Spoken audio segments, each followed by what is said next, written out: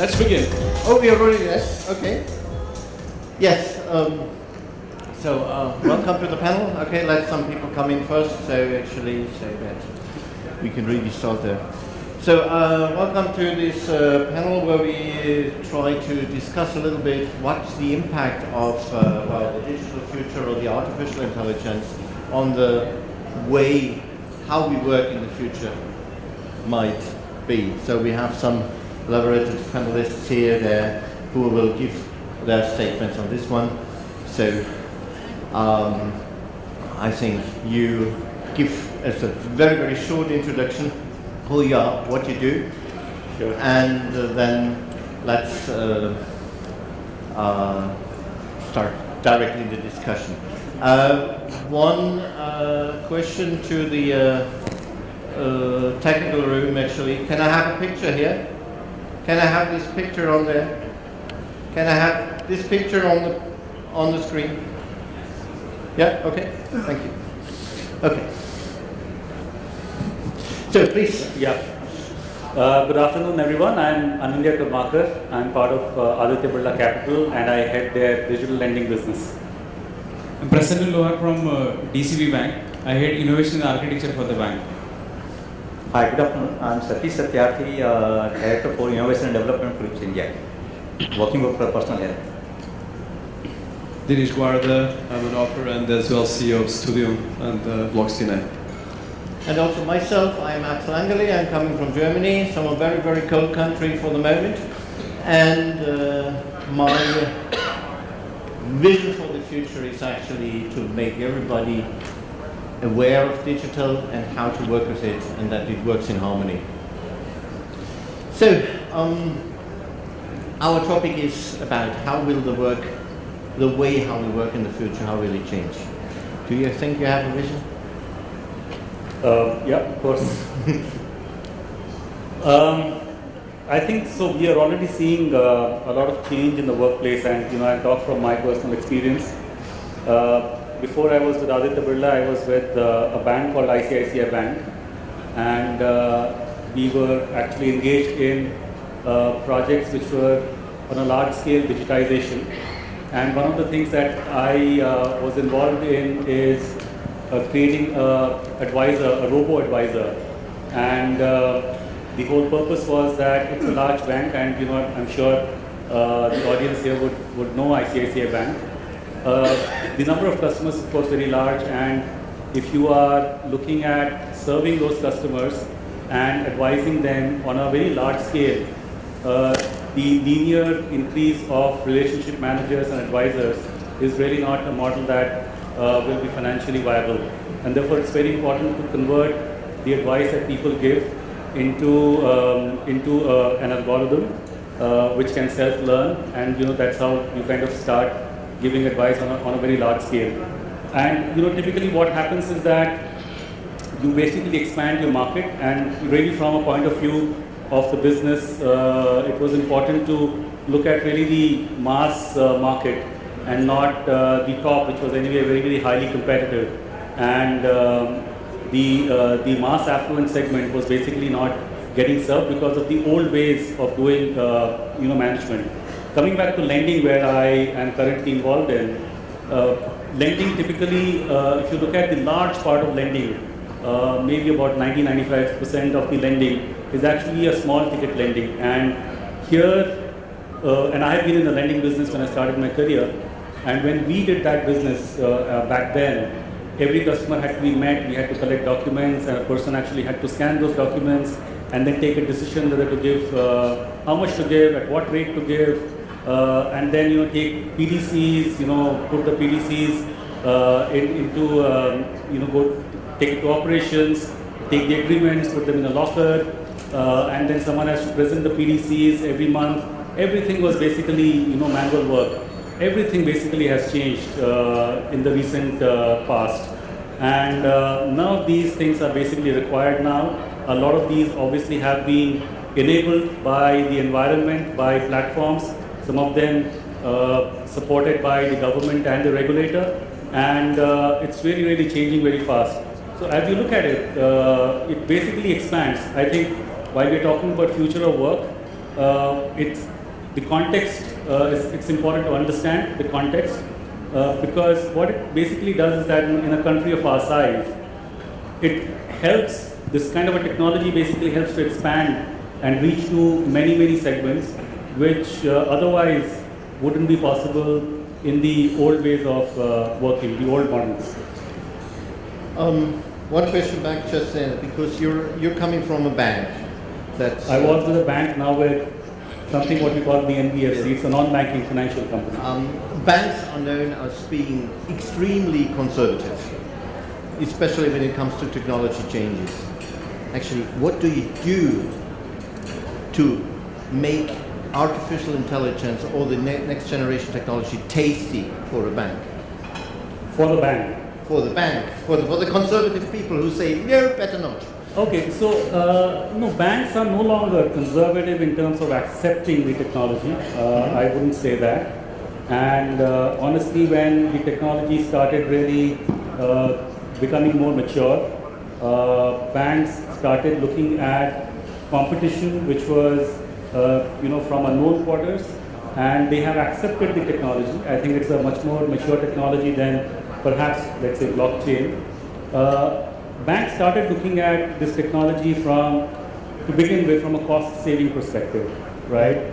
But they soon realized that cost-saving is just one of the use cases for this technology.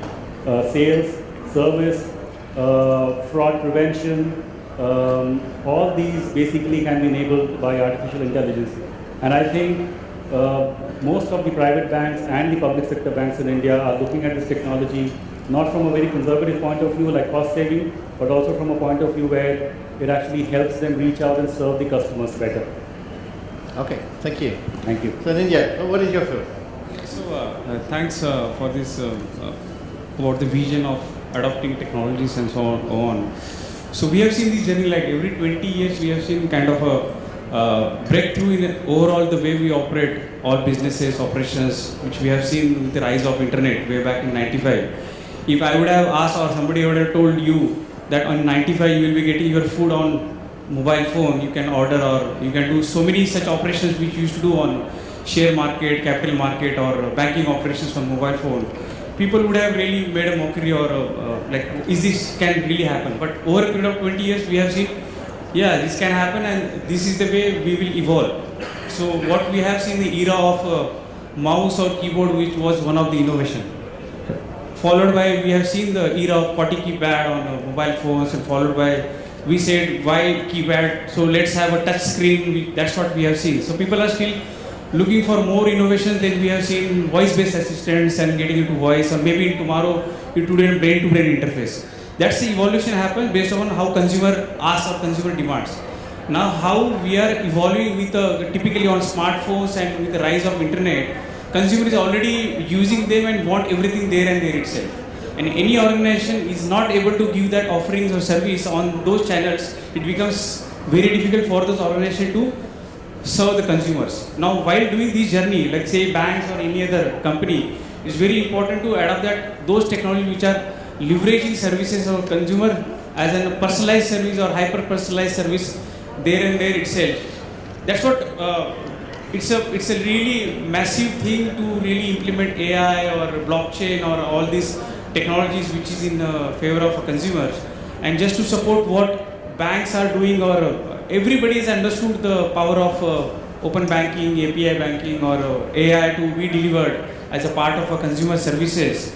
And this is what we are also part of that. So as a vision, when we see AOL Messenger or Yahoo Messenger or Nokia, where those top brand in that era, while those were the top brands, they have not understood the consumer and the moving or the demand of a consumer. That's why we have now new brands like Google or Amazon who are really there, and they will be there for years together because they understand the consumer, right? The way these people didn't understand Nokia and all, I think it's an opportunity for banks also to really understand the consumer. And when they want to understand the consumer, how can they do that? Hypothetically, they can go to the consumer and do the physically. But how do we really do in a cost optimized way, in a better way? That too, we can do after understanding of their consumer data. So that is why very important to really leverage on this upcoming tech like big data or AI, while I'm understanding their behavior in the back end, and these my current channels which are offering services on a mobile or internet or way it could be on branches. So these channels will offer services bidirectional. What is meant by bidirectional? You customer don't have to really come on the channel. Channel will ask consumer, please come here. Like after understanding the data, channel will say, okay, based upon your earning and burning and the way you use your money, these are the things which are available for you on investment side or wealth side. So it happens after understanding the consumer behavior and the data. So it's very important for any of the organization to go towards the consumer, right? For any of the channels. So it's, I think having an omni-channel architecture strategy in between, followed by the APIs in between, talking with the AI engine or a blockchain in a database in backend, and wherever everything comes on mobility on a self-assisted model or as a mobile in hand of the consumer is a journey. So while doing that is very important for every organization, as you ask, what is the strategy, right? So from top to bottom, they need to understand the outcome of these technologies. Why we need to invest in these technologies. Do we have these kind of skill sets available? If not, hire them or reskill the people. So when you talk about the future of work, it's all about what consumer is demanding and how do we really leverage those demands with the technologies. While doing this journey, do you have the skill sets? No, then do that kind of work. So it may happen from your organization, it may happen from the individual, it may happen at a nationwide. That's what we have seen. A lot of programs are coming in India also for reskilling of the various technologies, not only on a technical side of AI, but also how to adopt these technologies. I think we will discuss all throughout the discussion. Okay, wonderful actually, but there is one question I would ask you, because the tenor of what you're saying is we need to reskill, we need to educate. But what do you do with the lesser skilled people actually, for the masses? Reskill them. You think you can do it with everybody? You have to reskill them. So it's a journey of organization, typically training department, how to really look at one individual and take it to the next orbit. For example, somebody is in operations department doing that particular operation for over last 10 years. What is there for him with the help of robotic process automation? So that's a reskilling on creating the work itself within an organization. It's not like removing that guy away from and getting to automation. Advantage with all this AI and robotic process automation, or the way we have done IT automation at branches, people feel that our jobs will go. But what we are seeing is a generation of n number of jobs. If you are saying n number of jobs will remove, technology will bring on n into 10 number of jobs. Okay, thank you very much. So, Mr. Satish, actually, you're coming from one of the top 20 companies of the world, actually. So you have a challenge also to maintain what you have created over a century. So how is work going to change for a company like you, like Philips actually? Yes, Philips. Oh, it does here. The picture's here now. Now you can see. Yes. So we see at AI is a very powerful tool to assist all the professionals or the people who are working with brain a lot.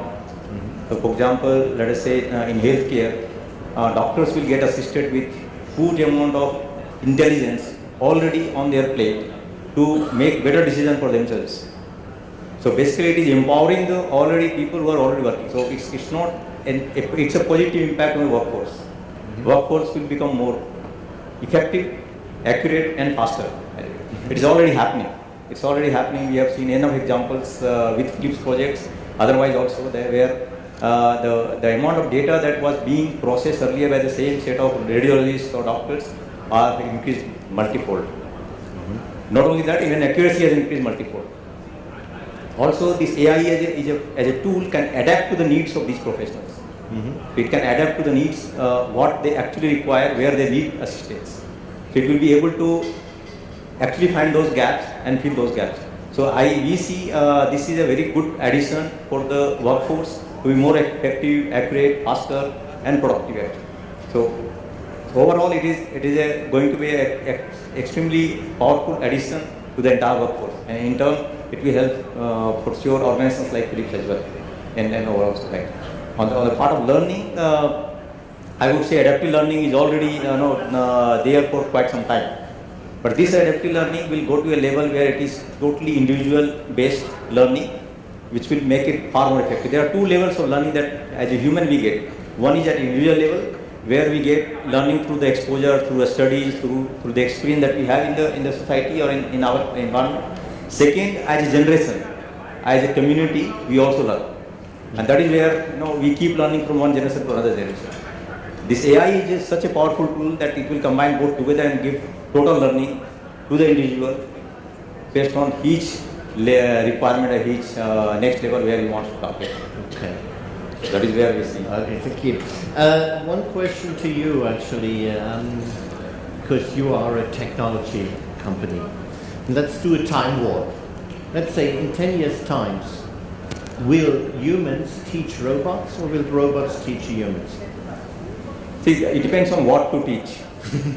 So if it is a repetitive, mundane task, it's better not to teach the robot because the robot will be able to collect enough data to find out what is the best way to do. Mm-hmm. But if it is about teaching the new ways of working, creativity, the emotional part of it, then definitely human will be teaching the robots all the time. And we will be always ahead of them. Because we will learn through not only the past data but also through the experience that we are gaining over a period of time, and that will keep on adding. As we get more and more assistance, we will be doing more work towards the area where we were not working actually. So we will replace those mundane tasks, repetitive tasks, or even let us say repetitive intelligent tasks to replace with creative intelligent tasks or new intelligent tasks. But we can learn from each other. We can learn from each other. We also always have to look at human plus machine, not human or machine. We have to look at human plus machine. Okay. So, Dinesh, actually, you are, well, basically also a social media expert when it comes to technology and artificial intelligence. So please let me know your view. So I think picking, and I agree with everything that was said, I think three things to start. So first, we need to look at the future of work short, medium and long term. I would say that short term is all about attention span and platforms. So I think most of the work, and it's already happening, is being managed by platforms.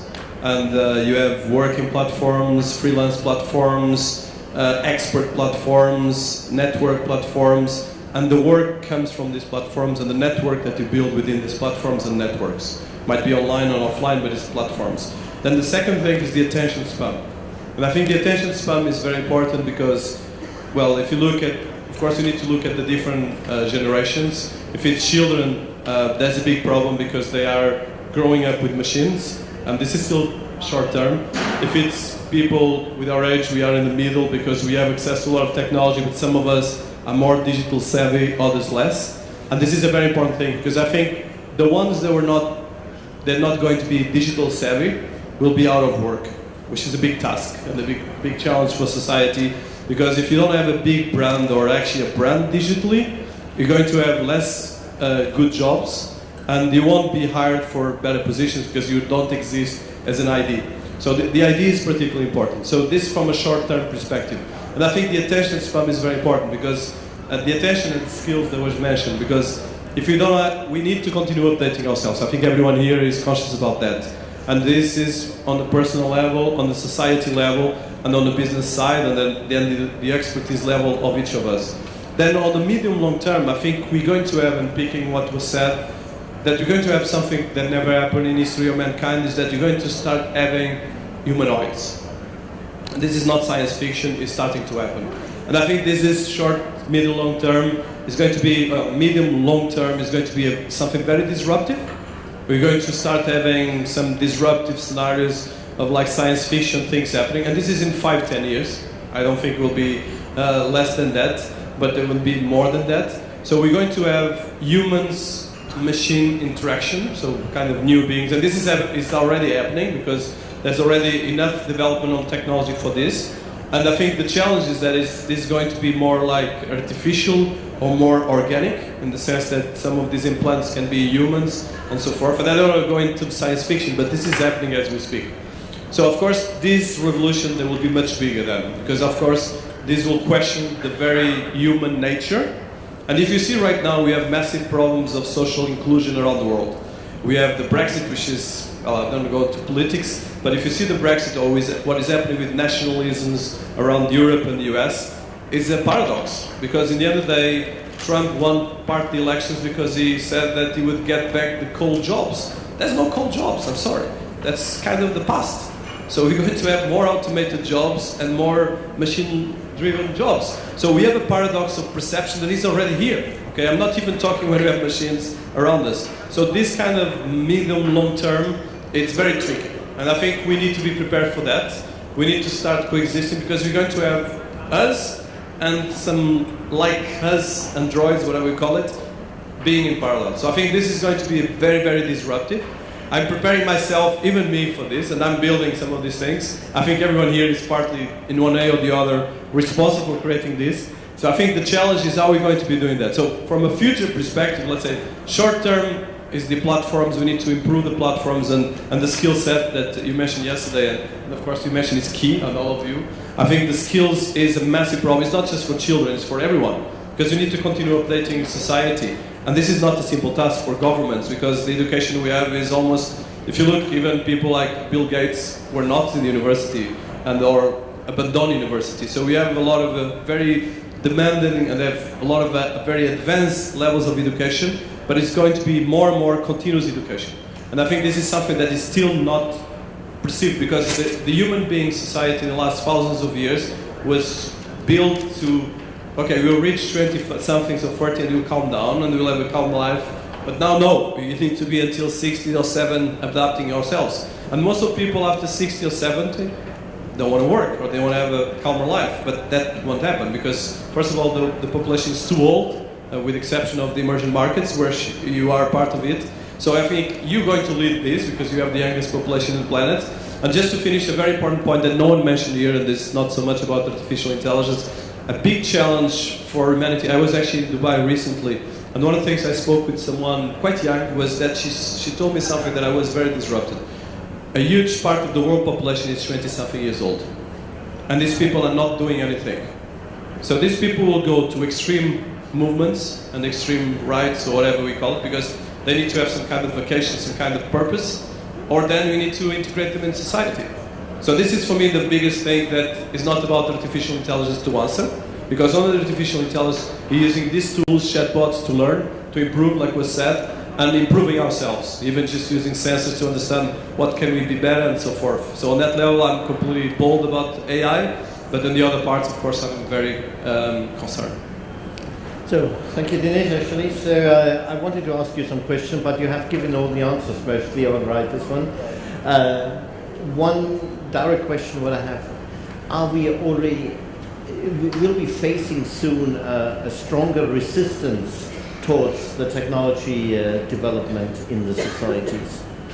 I don't have doubts. I think the film of Spielberg, AI, I don't remember if you saw the film or not, but it was a situation where actually humans start actually destroying machines, and there's a lot of science fiction scenarios like this. I think this is going to happen in the next 5 to 10 years. Yeah. And I think initially, even if you see Uber is AI. In the end of the day, Uber didn't change any innovation besides data to get the drivers to get more optimization of work and getting the right people to get the access to the cars.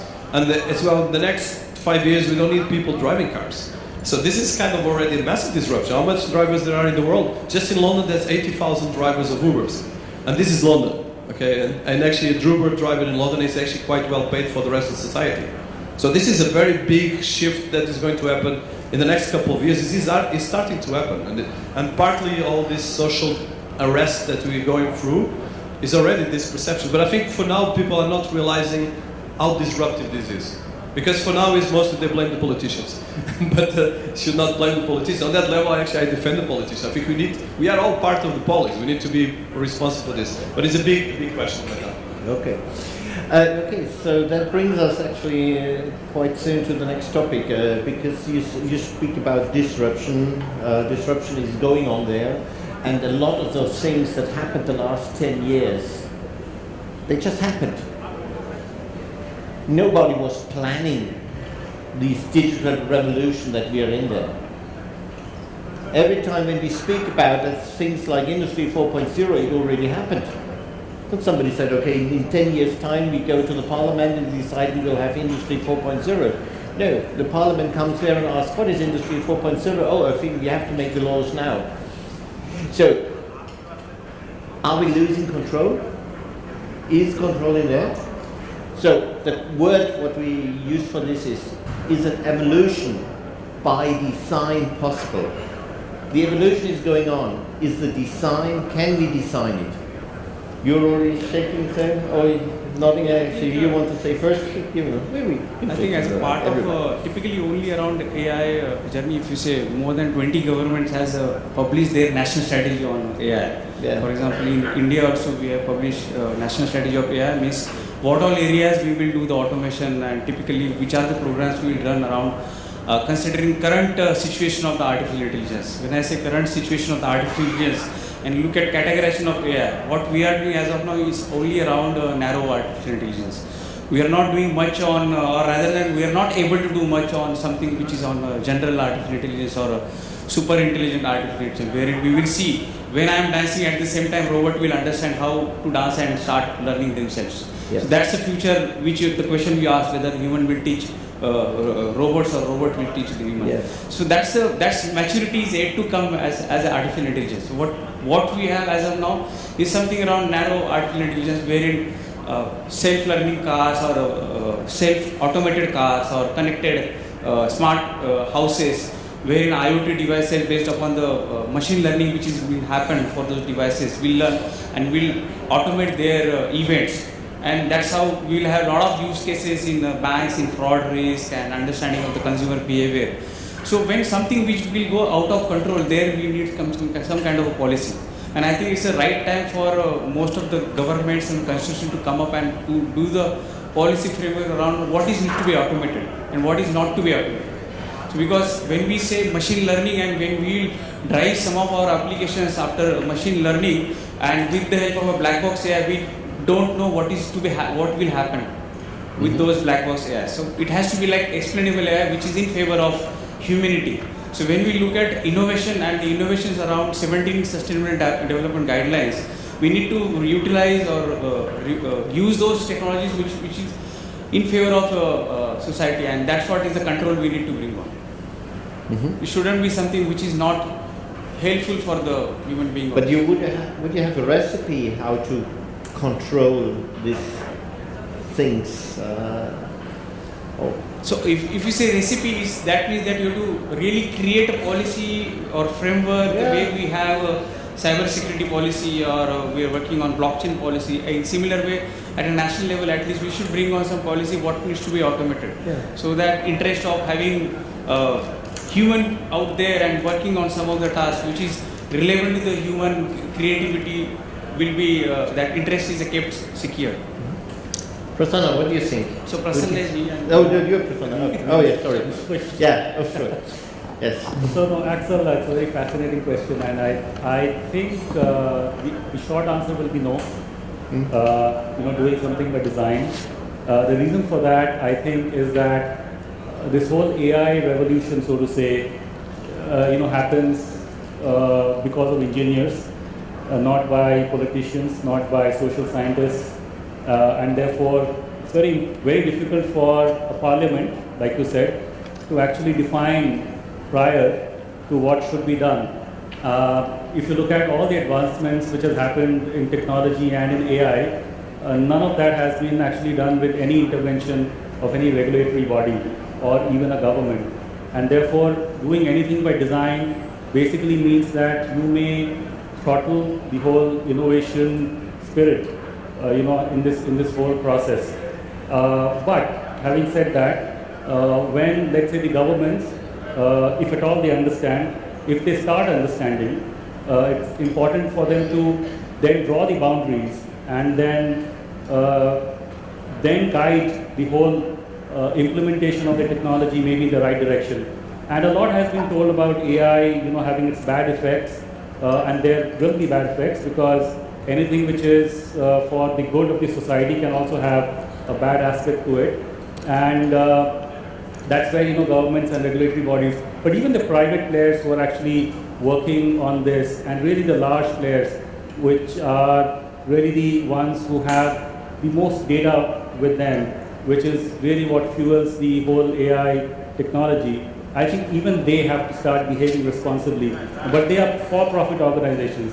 Now, is it possible for them to behave responsibly? We have seen Facebook, for example, there's so many things which are coming out right now, where despite having known that things are not right, I think actions were not taken at the right point of time. So there are investor pressures, there are pressures of profits, and organizations may not really take the organizations who are innovating may not really take the right step in controlling the users, of this technology. So I really don't think that by design it will be possible, but it is possible to design after you have understood what are the possible negative consequences of this technology. So basically, if I summarize, you think Darwinism is overriding design. That's right. We will have to let it happen. That's right. So this? Yes, I think we have to look at this more from human-centric model, because any solution that we come up with using AI has to be human-centric. So when we talk about evolution, as I mentioned in the previous discussion also, that we learn at two levels, at individual level as well as a society as community level. So in the same way, if we look at these two, if we look at the evolution is a combination of many learnings at the same time, and then survival of the fittest, survival of the, let us say, most productive let us say, steps. So the same thing might happen here also as well. But I would not say yes or no. I think we have to see, we have to really see how the time goes. But there will be one component of definitely evolution that will keep happening because of the multiple attempts that will be made throughout the society. But our view is that it has to be human-centric at the end. Okay. So you want to comment also something? I think I'm going to be very negative now, but I think listening to what you're saying, so I think there's the Darwin part of thing. Let's say if you would ask me 5 years ago, I would be probably more optimist. Now I'm actually very negative. And I think the geopolitics, unfortunately, and I think you said, I don't think we can, humanity is a fantastic species, but as well a very contradictory species. And if you look, Stanley Kubrick wrote that we are like a virus that tends to self-destroy everything around them. I'm not as pessimist as Stanley Kubrick, but unfortunately there's a bit of that. So, and I think using another metaphor, not metaphor, a comparison. So 70 years ago during the Second World War, the Nazis used the first type of computers. Actually, it was one of the companies that is here that used the Inception. And I think these kind of computers were used to actually kill and commit a genocide. Okay, this was 70 years ago. Now we have a lot of computer power that can do 1 million or 1 billion times more damage. And unfortunately, mankind tends to come up and repeat mistakes time to time. Of course, some of these mistakes, now if you do it, probably there won't be mankind afterwards. But I think the challenge right now is that, like you said, and I think you made a very good point in the sense that what is happening in terms of technology is programmed by people like all of us here in the room. But the challenge is that governments, and I'm sorry on that level, I'm very realistic. I start working with governments because I start becoming scared as a citizen. Because 90% of the world economy is still paper, as I mentioned before, and the governments have no clue about digital. The digital transformation of society is zero. It's 10% of the digital economy that exists in the world. But ironically, everyone in the planet, even the unemployed child in the worst country possible, the worst neighbor, has access to a smartphone. So we have a paradox of that having a weapon that is every phone is the most advanced AI vehicle that we have in the planet at the moment. And this is in the hands of everyone. So right now, from a work perspective, how do you use it? And how you teach our new generations? And I think we really need to be very alarmist on this. And on this level, I think all of us have a responsibility. And I'm very alarmist because I'm a father as well, and I don't want my children to grow up in a dystopic society. And it's partly happening. So we need to be much, much more careful about that. And I think India is a great example where so much cultures coexist, and you manage actually to work very well. I think there's challenges. So I think we need to be much more careful about that, because if you get into our bubbles, we have a serious problem. And I think this is about work, because people not doing work they like, they will just self-destroy themselves. So we are basically, everything what's going to happen is will be karma. So we have no, is there anybody here actually who wants to comment on this one actually? Yes, you want to say something, yeah? Please sir, give him the microphone there. Now I was surprised here because he did not give me the picture. I don't see that one here. No, I can't see this picture on the screen here. Okay, don't worry, I'm standing here. A couple of comments on artificial intelligence because we are talking about to predict, and prediction is my forte, election prediction or technology prediction. Let me scare you a bit.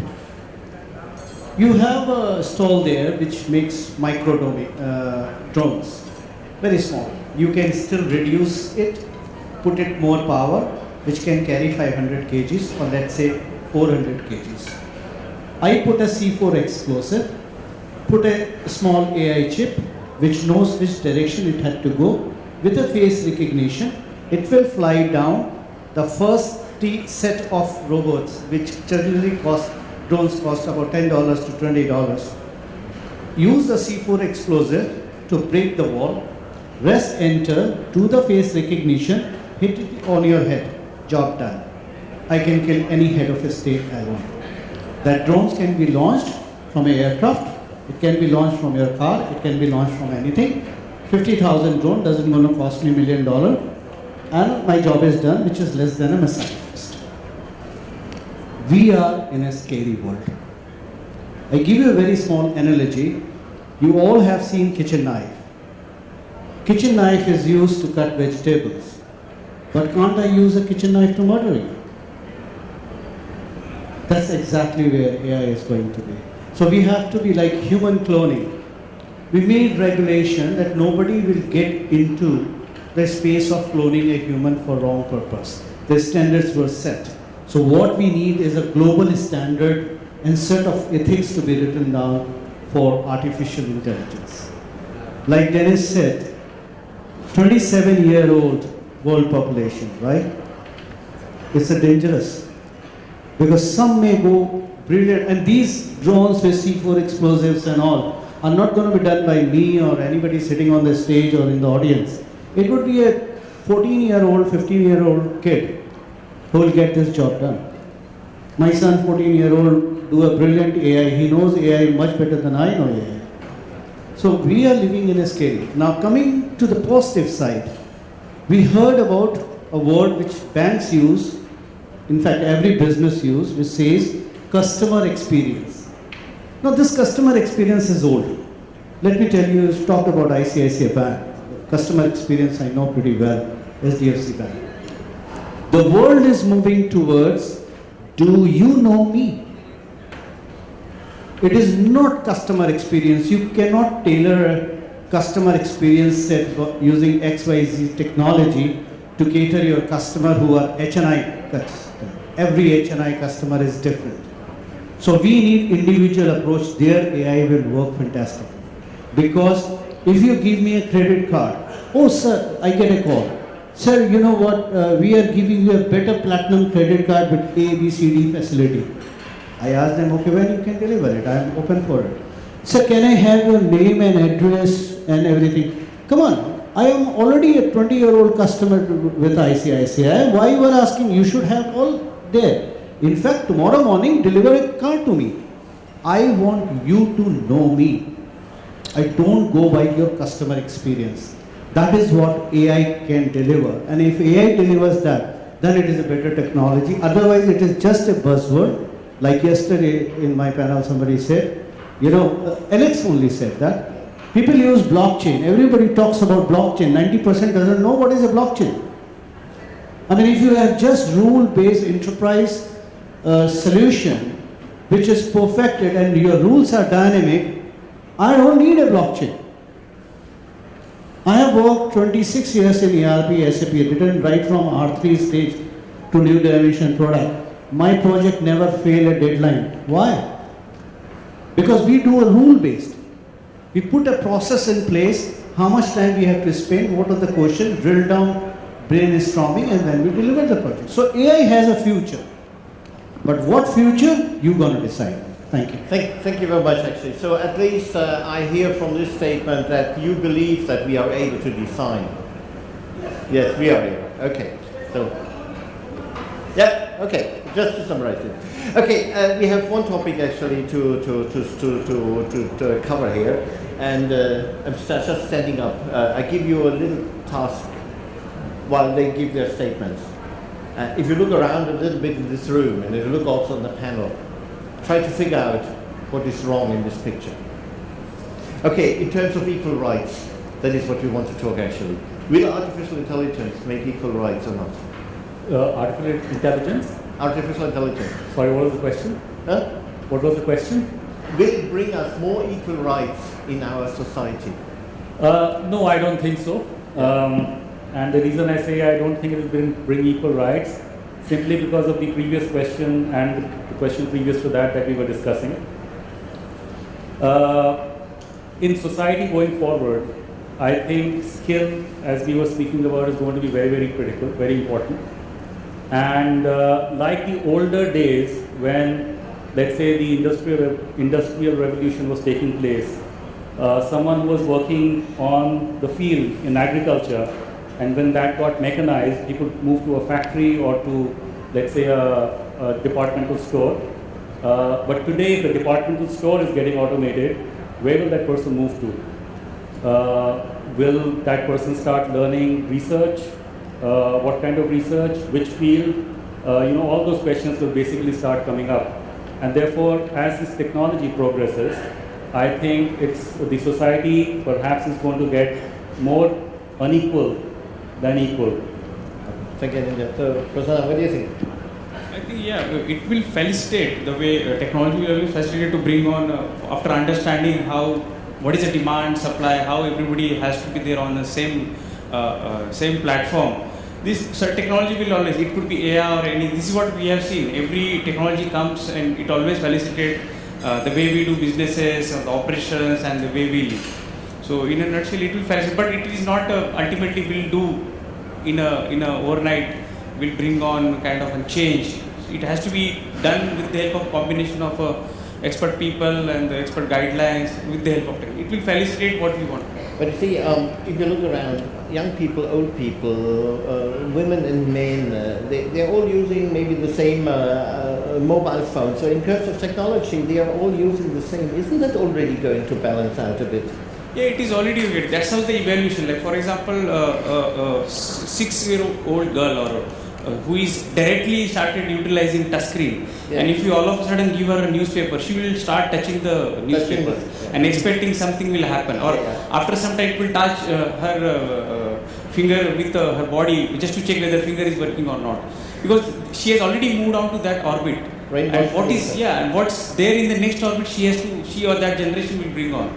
So as Devi says rightly said, like millennials is the largest number of population will bring on, and we need to take care of them. We need to take care of them considering future of work, how the work, and so take help from them to nurture the overall remaining ecosystem. Okay, thank you.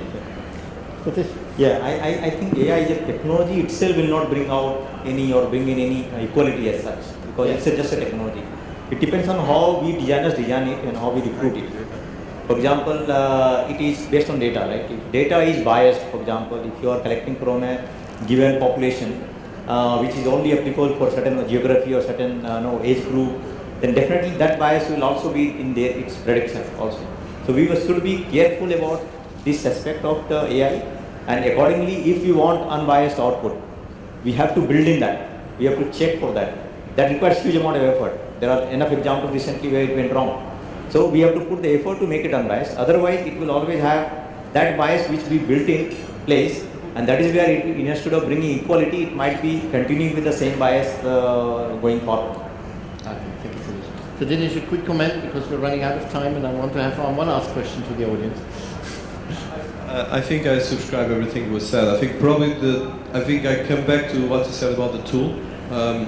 AI is just another set of tools. Whatever we use it is the question for us. But I think just one point you mentioned to wrap up is we have much more responsibility now than ever, because we cannot ignore that these tools are very, very powerful.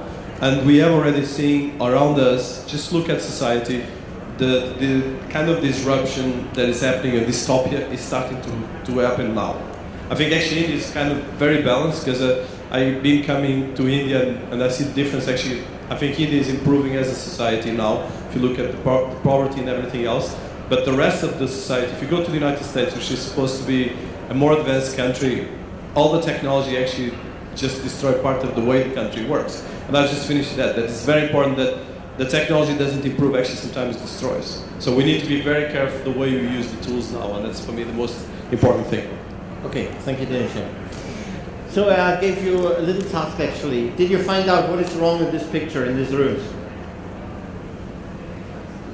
Look, the number of women is extremely low.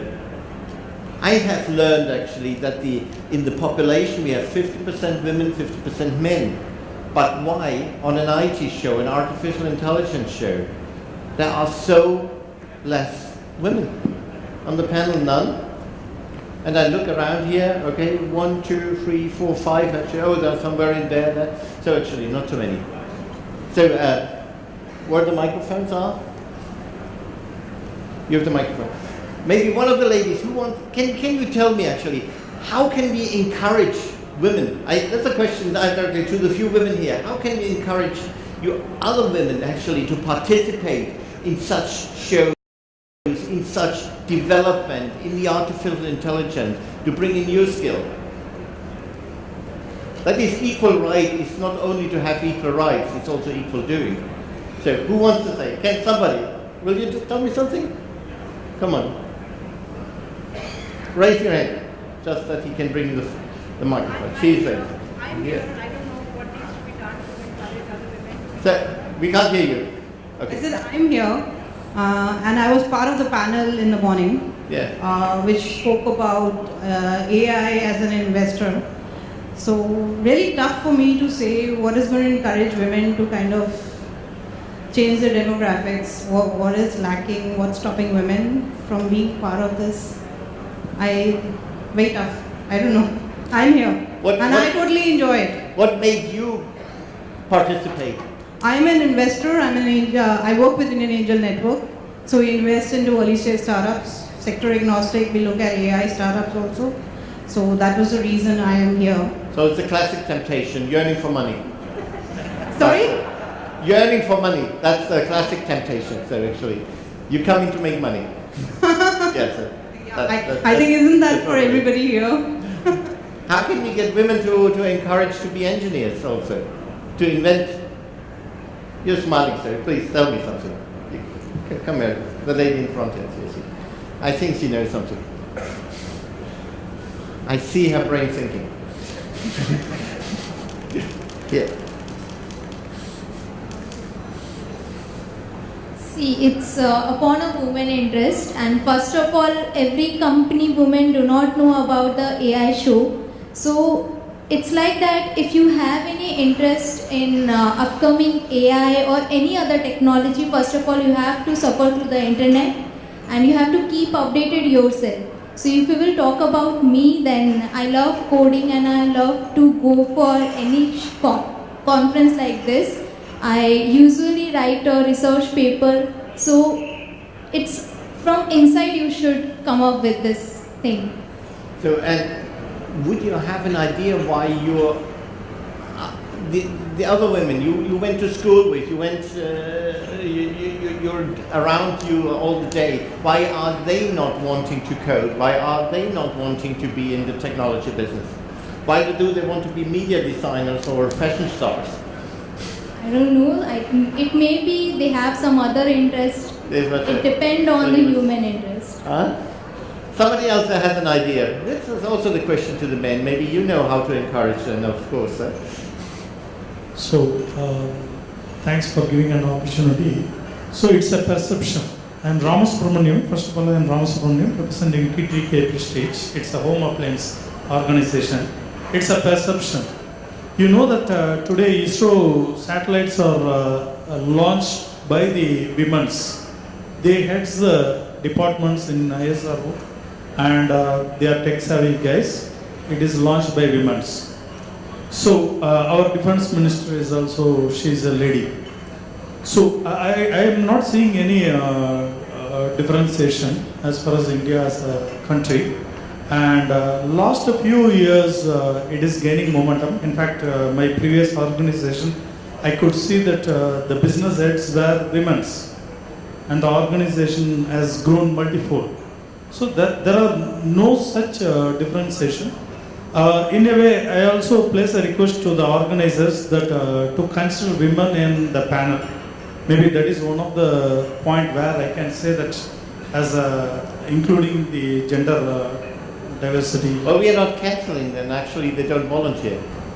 That's our problem. So this is a suggestion or a recommendation to the organizers, and also you can keep women technologies also with a few of the sessions I could attend. Yesterday I could see that few of the women technologies they're playing, especially from Microsoft. They are represented two ladies. Yeah. So maybe I'm not saying it as a big change thing, but it is gaining momentum. That's what I want to say. Thanks a lot. Hopefully you're right, actually, because whenever I go to the show, it's the same picture, and I hope it's going to be better. Okay, thank you very much. Anybody else who wants to comment? Okay, last chance. 3, 2, oh, there's one. Okay.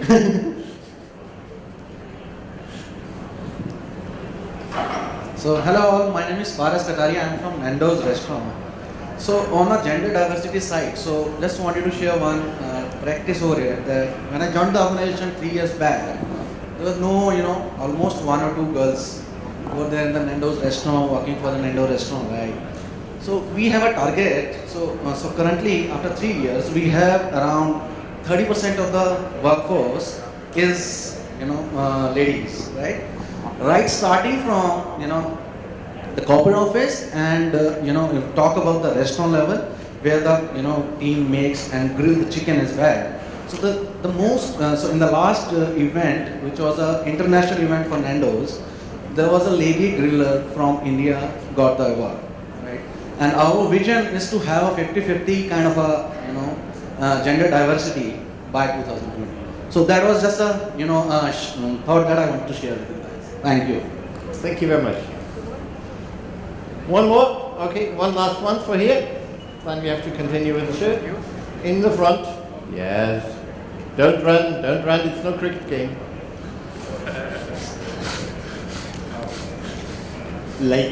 There should be ecosystem for women. It's not,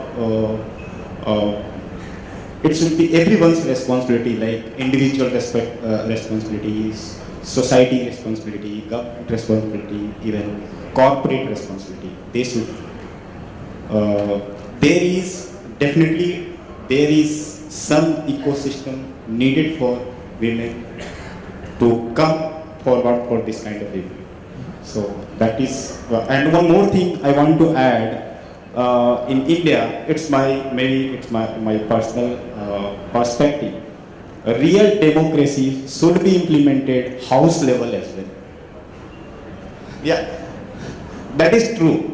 Actually, we always talked about there should be democracy, but if you look at your every individual's house, there is no real democracy is applicable. Okay, I see. Okay, thank you very much. You see,